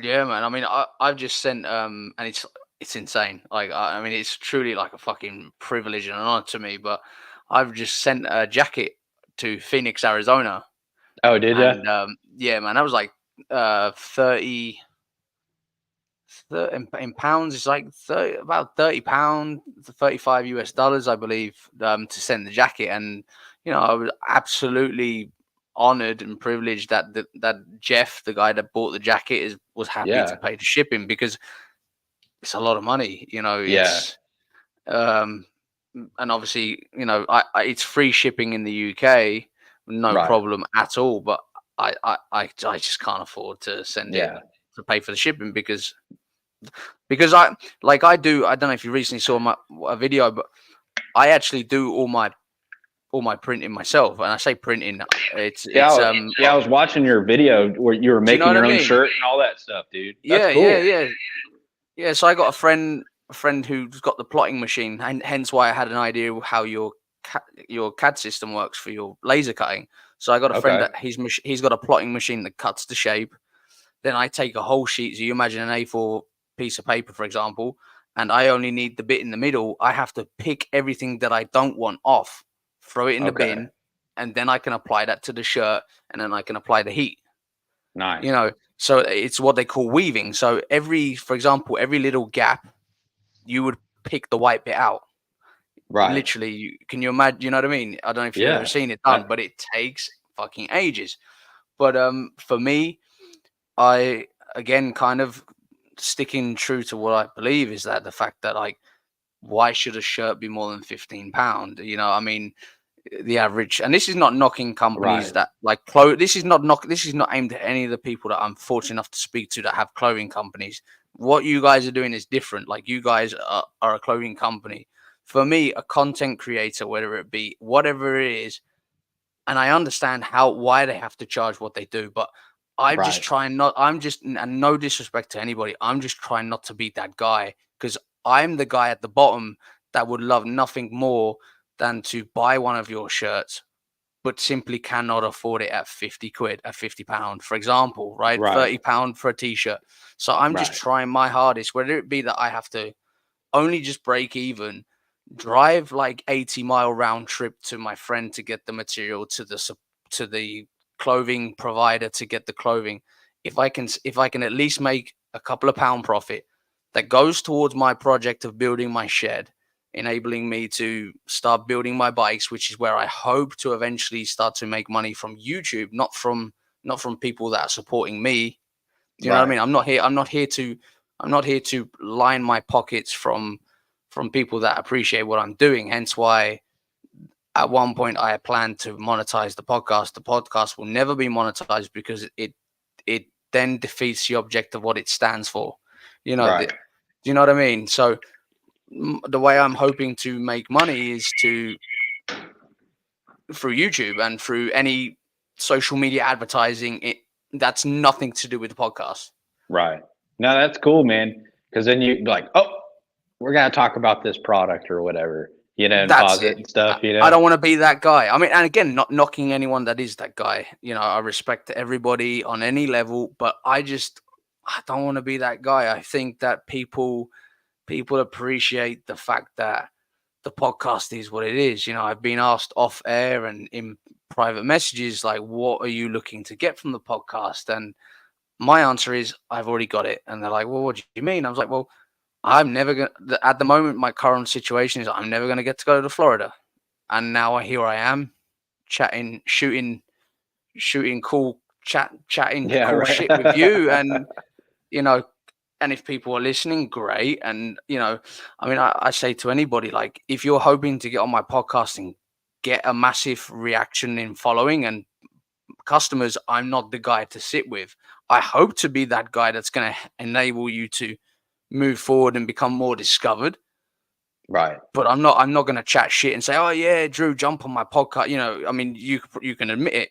Then not one of my messages have I said to you, Drew, I guarantee that you're going to make a new sale out of my podcast. I don't do it. Right. Yeah. No, I hear you, You man. know, Because you can't predict what's going on. But like I was saying earlier, man, I think you got a good program, dude. And the sky's the limit, dude. And I think a lot of people they really enjoy what you have, what you guys talk about on your show, and you got some really cool guests, man. And I know, it's I cool to know. see, man. I mean, um, like last week, like I said, the guys on the telly. I mean, these guys, like I said, are working with like Puma. So I don't know if you heard of oh, fuck, his name, Hardest Geezer. He's the guy that's running the length of Africa at the moment. Mm-mm, I He's haven't. trending on social media. But I do apologize, I forgot his name's Russ. I'm sure his handle name is Hardest Geezer. Well, Okay. he's literally running the length of Africa. I mean, he's Wow. averaging about 60 to 70 kilometers a day, and like he reached out to Shred and Butter, who are the guys that build the camper vans, and was like, look, this is what I want to do, and like they were happy to get on board with them. But it's the same thing, like, and where I'm going with this is like these guys are dealing with television people with their Discovery Channel, and then all of a sudden they'll take their time to come down to a guy that's like, this is my budget, this is my plan, this is what I want to do, and no customer's too big or too small, and again, people appreciate that. Do you know what I mean? Yeah, definitely. It's that Because we're humbleness. all people at the end of the day, man. You know what I mean? And if I feel like it, if you just treat people with respect and you're just like a real person, you just tell people how it is, and you're nice to everybody, and you'll get places. You know what I'm saying? And I think a lot of people like working with people like that. You know what I mean? Yeah, because especially in today's society, when unfortunately there is a lot of fake shit going on, and this isn't, again, not aimed at Oh yeah, anybody, but yeah, for sure. we all know there are people out there that don't stand for the right thing. Right. Yeah, They just definitely. But yeah, I'll it's have to check that out, man. It sounds like he's kind of doing the Forrest Gump thing, running yeah, around, running and yeah. running. Yeah, So literally, that's man, cool. massive beard, and the guy is just fucking. I mean, but like he's got it proper clued up. He's like he started, and again, this is only from what I've only just started following, because obviously after I've seen the guy on TikTok, but I'm not into running, and so unfortunately, no disrespect. If you are watching, Ross, I'm sorry. I follow you now because, like, obviously I then got to hear more about your story. Like, it's insane what he's doing. You know what I mean? Yeah, But that's like for pretty cool. me, I couldn't do that, man. There's no way. When I say it, I'm going to it run somewhere, that means I'm taking the bike to go get a six pack or something like that. You know what I mean? yeah, man. 200 and I believe 278 days he's been on the road. You know what I mean? That's like fuck, and I believe 98%, I believe, is a running. you know, Yeah, that's it's pretty wild, insane, man. insane. But yeah, man. So I think is there anything, like, obviously people want to order from you. So the website is still under construction. Yeah, so it'll be done here the next few weeks, so probably like around first week of March. It'll be operational. You can just go to jamescyclesupply.com and order a part. But you guys can still contact me. I got my phone number on there on Yeah, Instagram, or you can hit me up on Instagram, like, hey, I want to sell your bars. And, I respond to everybody, and he does. And I bet he's wishing he didn't respond to me, 'cause I'm like, I don't think so. Everybody's going to be hitting me up because they're like, hey, what was that dude's coupon thing again? So. yes, But mate. but yeah, so if you guys, I'll say it again, if you like and subscribe to 666 Customs and you're watching this, you have to add him, and then you have to screenshot it and send me a DM, and then I'll give you a 15% discount on some of my stuff. But I'm only going to do it for 7 days, so you have 7 days to do it. Okay. 7 days, and check his stuff out. First of all, check his stuff out, and you'll want a set of his bars. I mean, I want a set of his bars. The bars are probably worth more than my whole bike, but I want a set, and I will hopefully, being well, get a set one day. Fucking yes, Yeah, awesome. yeah, I could make you some, dude. Because like I said, I do mainly 1 inch bars or whatever, but I can do 7/8 stuff. Yeah, yeah, yeah. Cool. Right, hopefully one day, who knows? Hopefully I can get to a stage where I can buy a Harley. And my dad's got one. I keep saying to him that I want to take it and rip all the chrome off, but What he does he says that got? and I keep getting this wrong. Does he got like a Evo or like a twin cam or something like It's that? it's Or it's a twin cam, soft tail. I like don't know deluxe or why. whatever? I don't know why I keep calling it a fucking heritage, but it's not a heritage. He It could keeps be a telling me. heritage. Yeah, but it's not. I call it a heritage, and he keeps correcting me, saying it's not a heritage. So Oh, okay. it's a, I mean, it's a 1430 Eva twin cam. Okay. Cool. Yeah, it's Cool. cool, but it's got an ugly amount of chrome on it. I don't like chrome, man. I'd say to him, Oh, I you're said, not Dad, a I'm gonna chrome take that. guy? No, am I fuck? That's why I like the raw finish on your bars. Oh, okay. Right Um, on. like for me, it's literally all the chrome would go straight to powder coater, straight up, man, straight up. Right. It'd be gone, bosh, straight off to powder coat. But yeah, I'm not a Yeah. fan. I mean, I like chrome. It's expensive to get done, and it's a lot of upkeep. You know what I mean? And Yeah, but yeah. But I mean, it's almost like though, like I mean, I don't even know where chrome originated, but I think from like what I've seen on the telly, that most Americans seem to love chrome, shiny, oh yeah, expensive chrome. oh definitely, dude. It looks, I'm a it powder looks coat. nice. You know. Yeah. Hey, like Yeah, I was saying earlier, I'm trying some new stuff. So I have a couple of my bars. They're going to be available in black powder coat, and I'm trying a couple colors in super chrome, which is like a almost chrome look, yeah, but it's not chrome, but it's still got like a chrome look to it. So we're gonna see how those look. I have a couple bars getting done yeah. right now. Yeah, So that's quite a new product, isn't it? Because I think it's been only been around a small handful of like not long. I think about 4 or 5 years. This kind of started coming more. I'm guessing because, like you said earlier in the podcast, like the price of chrome has just gone through the roof. So some and some then dude some dude has just gone. I can do that. yeah, yeah, and there's not like there is people chroming, but there's not that many people chroming like down here in Florida that I know of because I've been calling all these places and there's only like 3 or 4 places that are doing it because like I guess uh the pollution or something like that of it. I don't know, but Well, it looks. I mean, it looks. Obviously, the chemicals. Again, only going off what I've watched on television. I've never been anywhere near someone that chromes. I mean, it does look like a harsh environment to work in for sure. oh yeah, yeah, definitely. You know, They you got to know, wear you, the gloves and all that kind of stuff. You know what I mean? They're dealing with all those acids, and you got to polish it and all that kind of stuff. So that's probably a dirty job, man. But yeah, man. I mean, we got the, we got Bob from Canada. Who shout out to Bob. I talk to Bob quite a lot. He's put on it. I like polished. I like polished. Chrome was what was it? Chrome was a hardener for hydraulic cylinders. hmm, Yeah, yeah, yeah. There you are. So makes sense because it's hard wearing, isn't yeah, it? It's yeah. Polished is, well, for me, it's just black. Like I love powder coat, man. I mean, I got yeah, my frame on my ZX10. I got it done in matte black. cool. Which not to my choice. My friend sent all the stuff off to powder coat, and I was like, right, you the frame's satin, yeah. He's like, no, and I'm like, what do you mean, no? And he's like, Josh, he said, I looked at some samples. He said satin looked gloss. He said because Right. once it's baked, he said it looked gloss. He said we've done. I said I've done the frame. I said I told the guy to do the frame matte black, and I'm like thinking, Uh-huh. oh fuck, I'm thinking this is gonna look like a fucking rat bike. Not that I got a problem with rat Yeah. bikes. That's just not what I was Right. going Yeah. for. Right. And it came back, and it was like perfect. I was like, yeah, Oh, that's sick. okay. Heck yeah, Because dude. it had a shimmer to it. It has a Yeah. shimmer, not a shine. It has just a little shimmer, which is sick. And then the wheels are gloss because obviously easier to wash. Man, I'm a lazy fucker. I Right. don't want to. I'm not that dude that wants to get excited about cleaning my bike, man. Yeah. You know, That's just another chore you got to do, you know?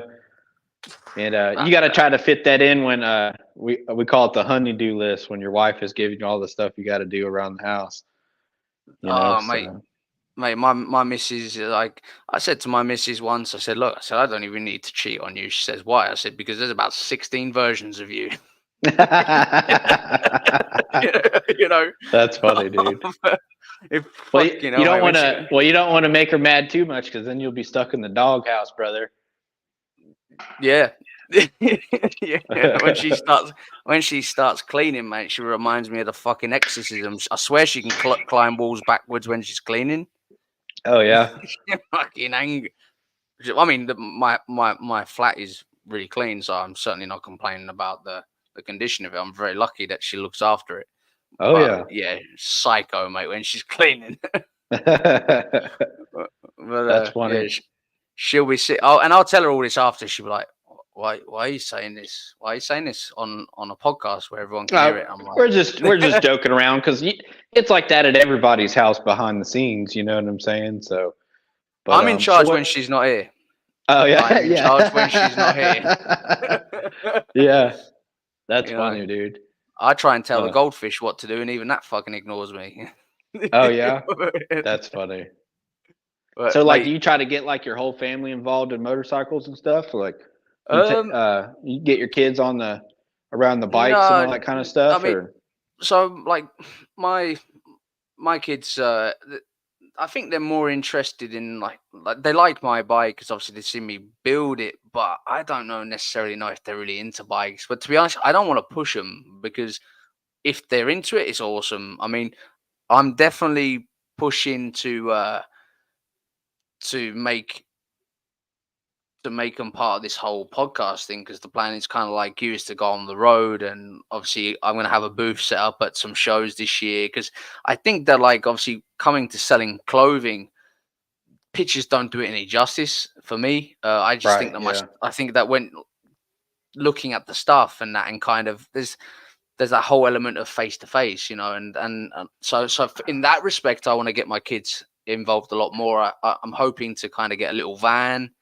and camp in the back with them, and you know, try and just show them that look, it's hard work, but we can kind of make this become something. I want to right, massively get them involved in that because otherwise, working during the week and then going off to a show, when do I see my kids?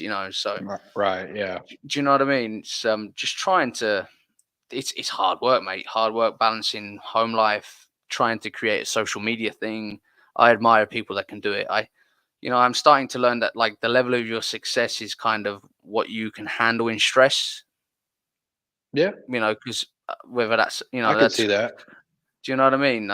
And trying to juggle everything, it's that's it. It's you know, but yeah, that's kind of where we're at, man. It's just trying to do it, and yeah, you know, Yeah, I mean, shows are fun, man, because you get to meet a lot of cool people, and you never know who you run into. You know what I mean? So, yeah, it's just good publicity, for your company, or, yeah, and I like going to chopper shows, and I like seeing what other people are building, yeah, because you can for see sure. like, oh, so and so's they kind of got like their own. Everybody's kind of got like their own style, so it's Yeah, cool.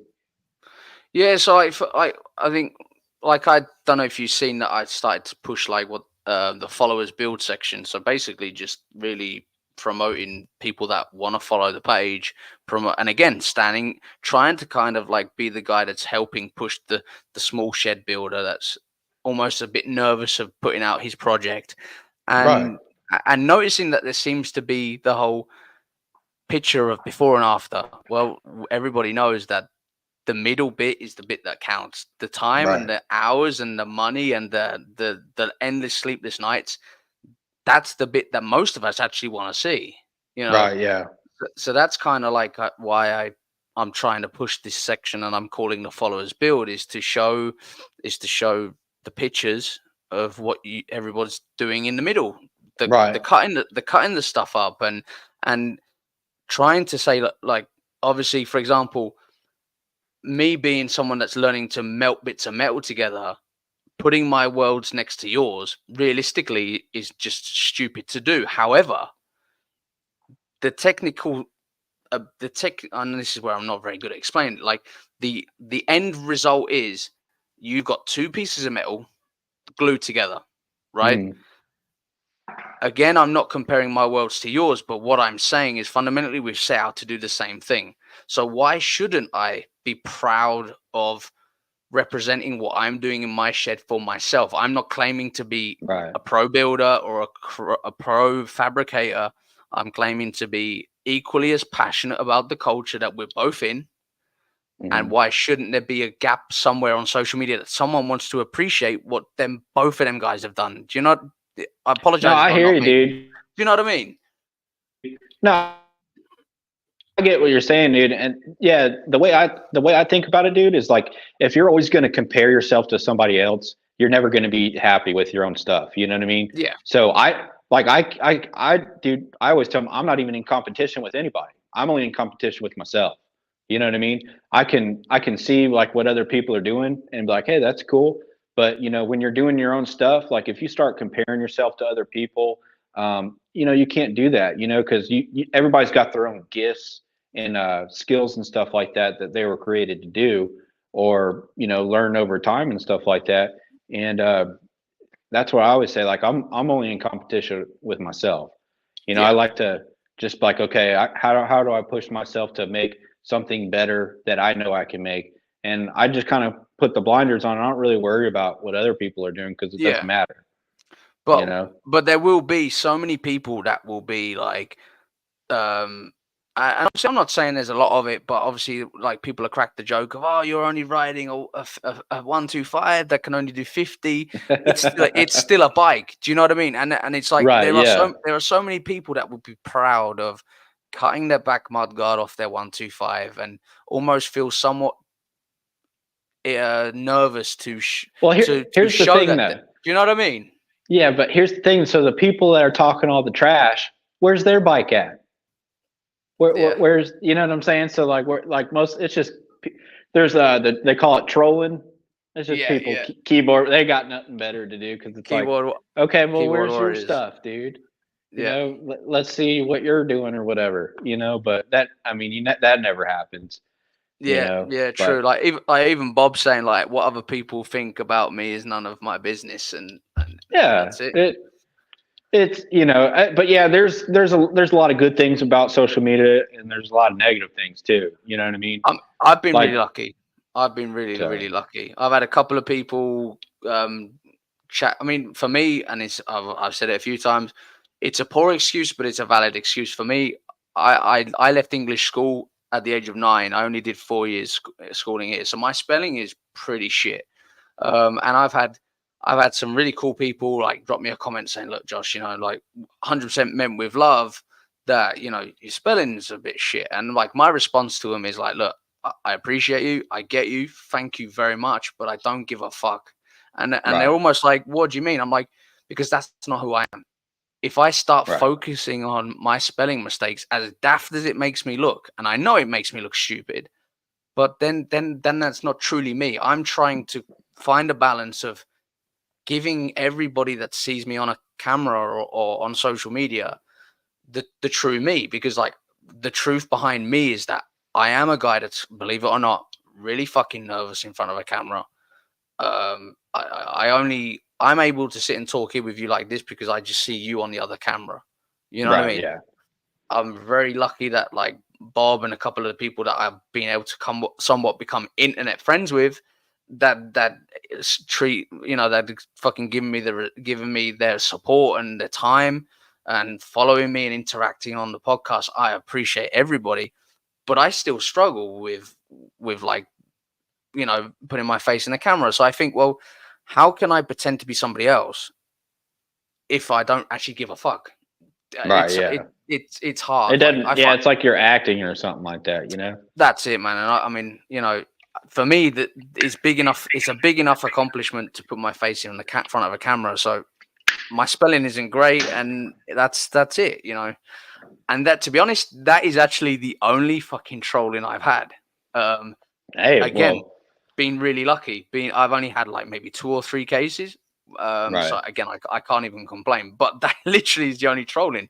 I've had people fucking chatting shit on my spelling, and I'm like, at first I'm like, I'll write a full on essay, and I'm ready to hit that send button. Like fucking, all right, I've keyboard. I'm like, fucking, come Yeah, on, then, yeah, and then after, and I read it back, Drew, and I'm like, well, if I put that comment, I look like a prick like them, right.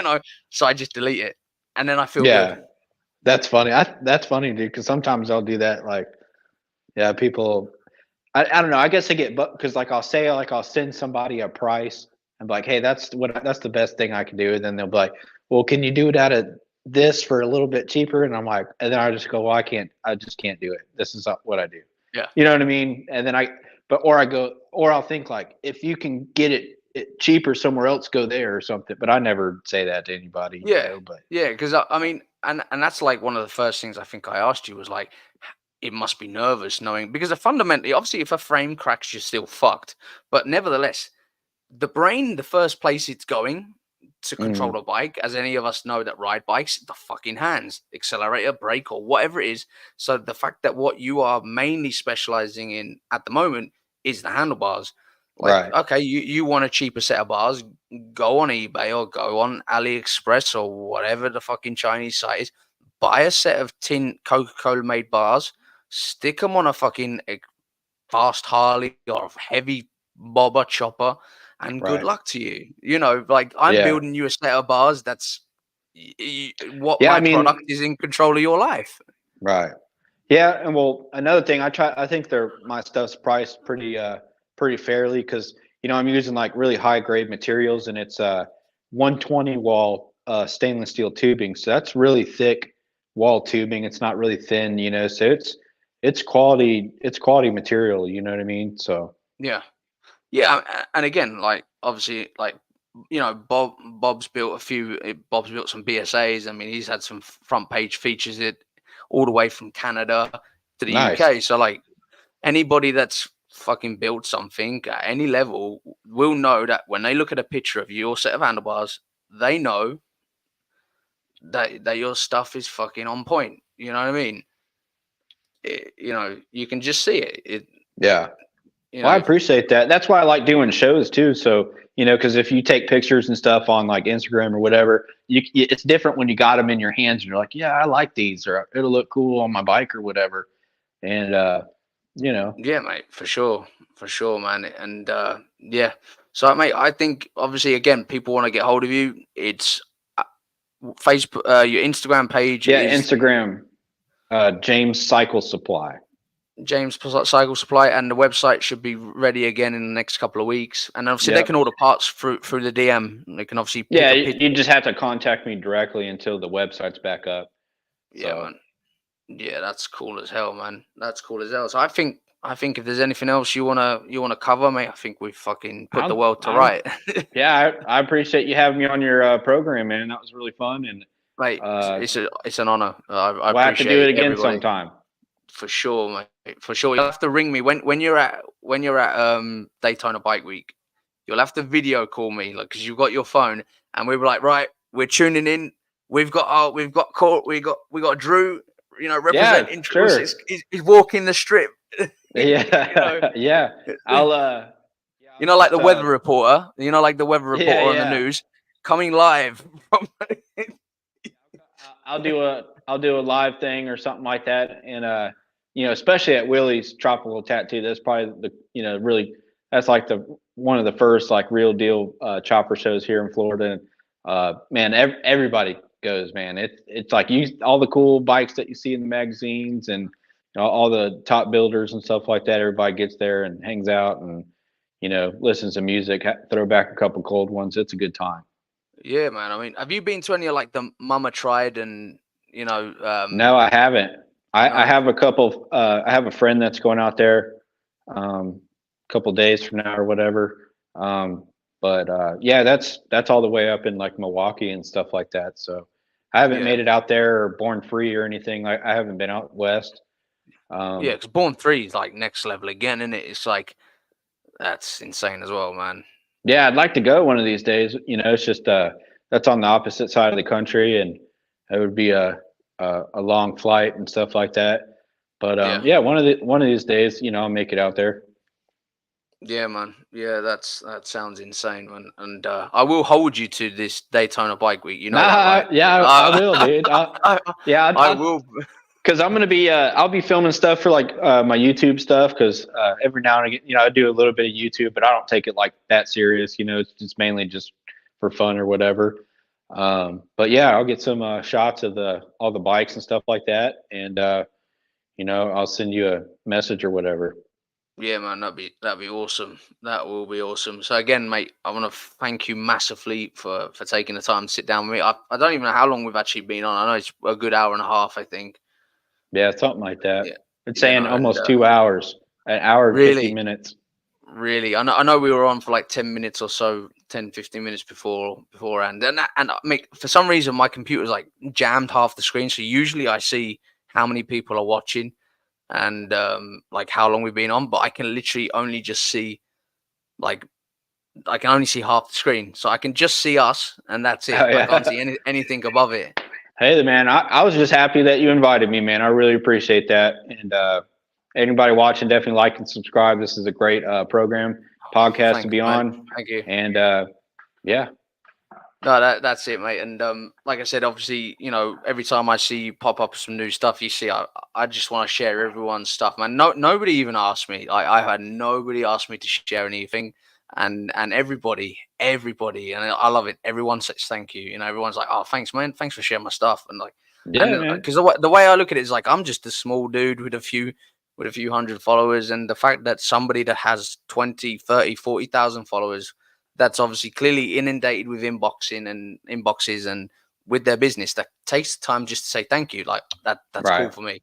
That's cool for me. That's all I don't even ask for, I don't want it.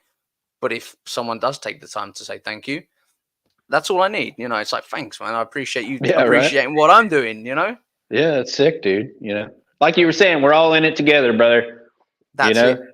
That is it. We at the end of the day, we all need to understand that they don't want us on the road. They want to get rid of any combustion engine. They want fucking Tesla ruling the fucking world and all that shit. So why shouldn't we all be there to help each other and continue to level up? right on. Yeah, keep the industry going, man. That's it, mate. That is it. So I think I'm gonna hit that end stream button, mate. All right, brother. It was nice meeting you.